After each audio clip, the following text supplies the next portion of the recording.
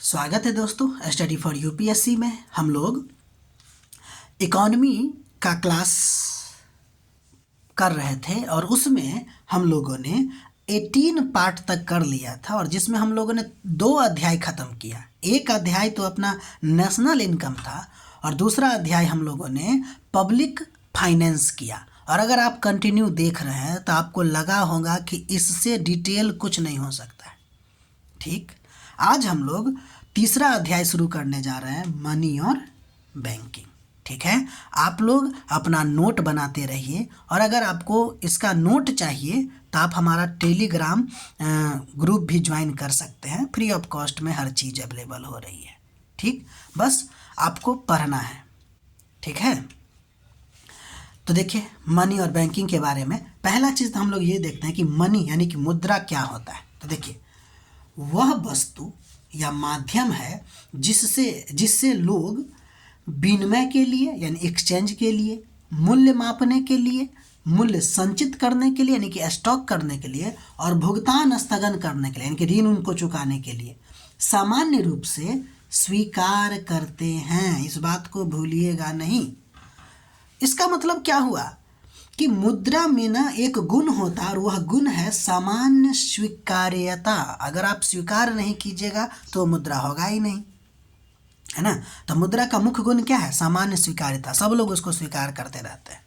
ठीक है, अर्थात अगर सिंपल शब्दों में कहें तो मुद्रा कोई भी ऐसी वस्तु होती है जिसे लोग लेन देन के लिए सामान्य रूप से स्वीकार कर सकते हैं। पहले जब मुद्रा नहीं हुआ करता था तो वस्तु के बदले वस्तु का लेन देन होता था, जिसको बार्टर सिस्टम कहते हैं। बार्टर सिस्टम कहते हैं यानी 1 किलो चावल के बदले आप एक कपड़ा ले सकते थे या 1 केजी टमाटर ले सकते थे, है ना। उसमें भी स्वीकार्यता रही होगी तभी ना। इसीलिए अगर हम मुद्रा पढ़ते हैं तो उसका सामान्य गुण क्या है? स्वीकार्यता। ठीक, अब हम आगे बढ़ते हैं, मुद्रा का कार्य देखते हैं। वो जो बताया गया है ना यहाँ पे, वही उसका कार्य भी है। देखिए, पहली बात, मुद्रा का मुख्य कार्य ये है कि आपको विनिमय का माध्यम है, एक्सचेंज का मीडियम है। एक्सचेंज का मीडियम मतलब देखिए, अभी हम आपको बोले हैं कि वस्तु के बदले वस्तु, यानी 1 केजी चावल के बदले आप हो सकता है 1 केजी गेहूं ले। अब वो सिस्टम तो रहा नहीं, बार्टर सिस्टम। अब इसके जगह पे आ गया आपको मनी। अब क्या होगा? अगर आपको 1 केजी चावल लेना है तो इसके बदले में आप जो मनी इसका होता है, रुपया होता है, उसको आप दे दीजिए और इस रुपया से आपको गेहूं चाहिए तो आप गेहूं खरीद लीजिए। यानी विनिमय का माध्यम हमको क्या कर दिया? आसान कर दिया। ऐसा नहीं होने से जानते हैं बहुत ज़्यादा प्रॉब्लम हो जाती थी। अभी हम आगे पढ़ेंगे, डबल कोइंसिडेंस ऑफ वांट कहते हैं। ये एक बहुत बड़ी समस्या हो गई थी, इसलिए मुद्रा का आविष्कार भी हुआ। हम आगे पढ़ेंगे, आगे बढ़ते हैं। मुद्रा का कार्य में एक ये है कि यह मूल्य का मापक भी है। वही बात है, 1 किलो चावल का जितना मूल्य होगा उतना आप दे दीजिए, काम खत्म। मूल्य का संचय भी है, आप इसको स्टोर भी कर सकते हैं। अगर कोई वस्तु है, चावल, गेहूं, टमाटर, आप इसको कितना दिन स्टोर कर सकते थे? ठीक है ना। तो ये आप जितना दिन चाहे उतना दिन स्टोर कर सकते हैं। इसके अलावा स्थगित मूल्यों का मापक भी है, यानी उधार और ऋण भी आप इससे चुका सकते हैं। तो ये मुख्यतः मुद्रा का कार्य हो गया, बहुत सिंपल। अब हम लोग आगे बढ़ते हैं और अब देखते हैं एक लीगल टेंडर, जिसको हम लोग कहते हैं वैधानिक मुद्रा, वो क्या होता है। ठीक है, तो देखिए ध्यान दीजिएगा, वह मुद्रा, ब्रैकेट में हमने लिखा है नोट और सिक्के, होती है जिसे कानून द्वारा भुगतान के लिए स्वीकार करना अनिवार्य होता है। यानी देखिए, लीगल टेंडर वह होता है जिसको कानून के माध्यम से वैध बनाया गया है और आप उसको लेना आपके लिए अनिवार्य हो जाता है, आप उसको मना नहीं कर सकते।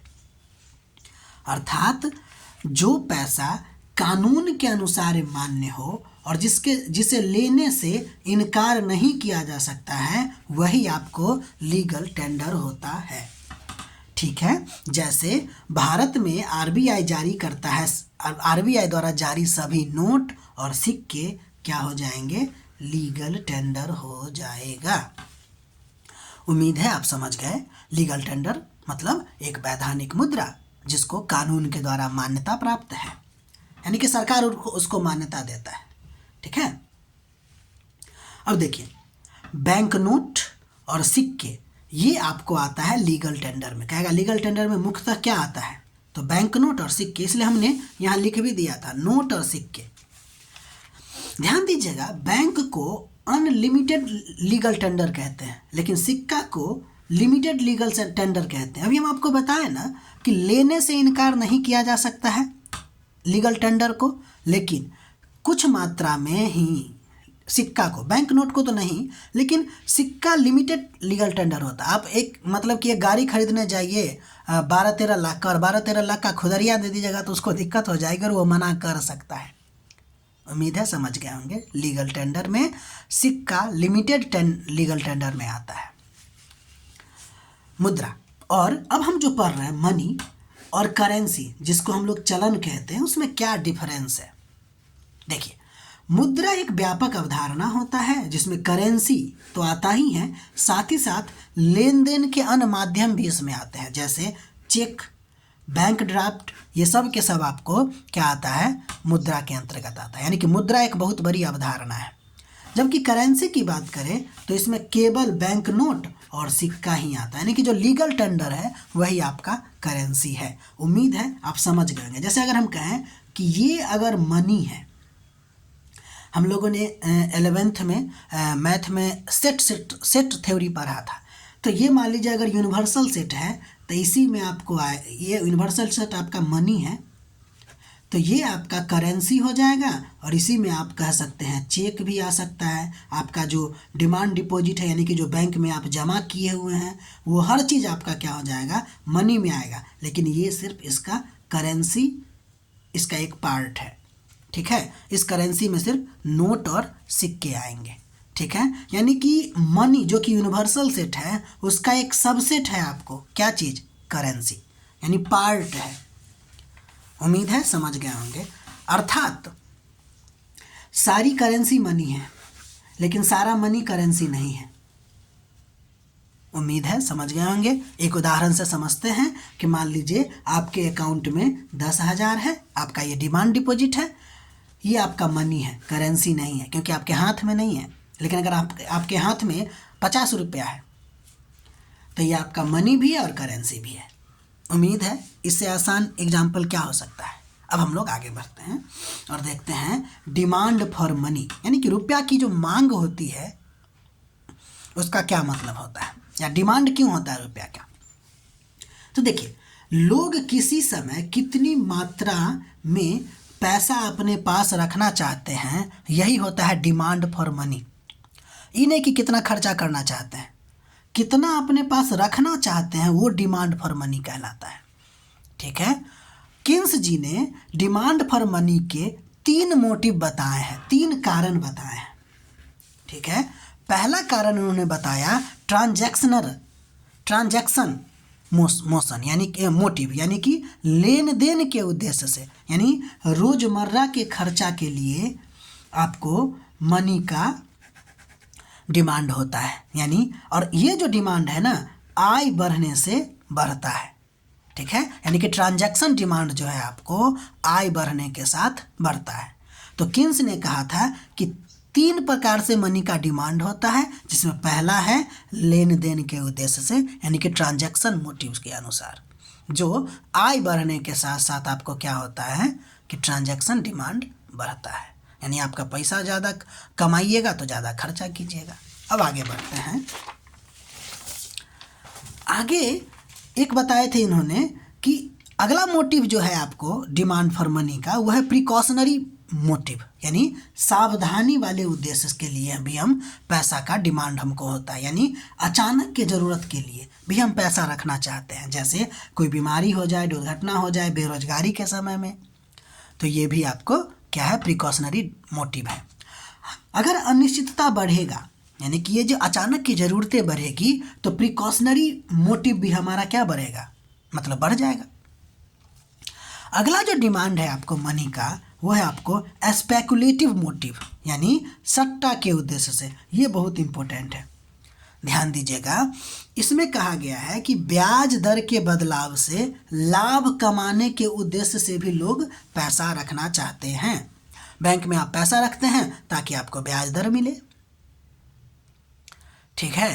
ध्यान दीजिएगा, यहाँ पे ना कुछ बात है कि अगर आपका ब्याज दर बढ़े, मतलब कि अगर ब्याज दर आपका घटेगा तो आप क्या कीजिएगा कि आपका स्पेकुलेटिव डिमांड ज़्यादा हो जाएगी। क्या हो जाएगी? ब्याज दर घटेगा। किसने बताया कि अगर ब्याज दर घटेगा ना, इंटरेस्ट रेट घटेगा, तो आपका स्पेकुलेटिव डिमांड जो होगा वो ज़्यादा हो जाएगा, ठीक है। और जब ब्याज दर आपका कम होगा तो आपका स्पेकुलेटिव, यानी कि ब्याज दर अगर आपका बढ़ेगा तो आपका स्पेकुलेटिव डिमांड जो हो जाएगा वो कम हो जाएगा, ठीक है। अगर हम इसका एक मतलब कि ग्राफ में देखें तो ब्याज दर और मुद्रा की मांग में विपरीत संबंध होता है, उल्टा संबंध होता है। और इसका जो मतलब ये बनता है, ग्राफ का कर्व जो बनता है वो डाउनवर्ड स्लोपिंग में बनता है, ठीक है। इसका मतलब ब्याज दर बढ़ेगा तो आपका डिमांड जो हो जाएगा वो मुद्रा की वो कम हो जाएगा, और ब्याज दर अगर कम होगा तो आपकी मुद्रा का डिमांड जो है वो ज़्यादा हो जाएगा। और आप इसको क्या कीजिएगा, इस मुद्रा को या तो आप बॉन्ड खरीदने में लगा दीजिएगा, ठीक है ना। तो ये था आपको डिमांड फॉर मनी, जिसको किन्स ने बताया था कि लोग 3 कारणों से डिमांड करते हैं मनी का। उम्मीद है आप लोग को हमारा प्रयास अच्छा लग रहा होगा, और आप देख रहे होंगे कि इसमें बहुत सारा चीज़ आपको पढ़ाया जा रहा है, ठीक है ना। बेफालतू का इधर उधर कुछ नहीं किया जा रहा है, और ऐसा भी नहीं है कि कुछ बात बता के आपको लुभाने की भी कोशिश किया जा रहा है, ऐसा कुछ नहीं है, बस पढ़ाया जा रहा है। और आप लोग इसका नोट बनाइए, अच्छा लगे तो लाइक कीजिए, सब्सक्राइब कीजिए और अपना पढ़ाई करते रहिए, ठीक है। मिलते हैं अगले वीडियो में।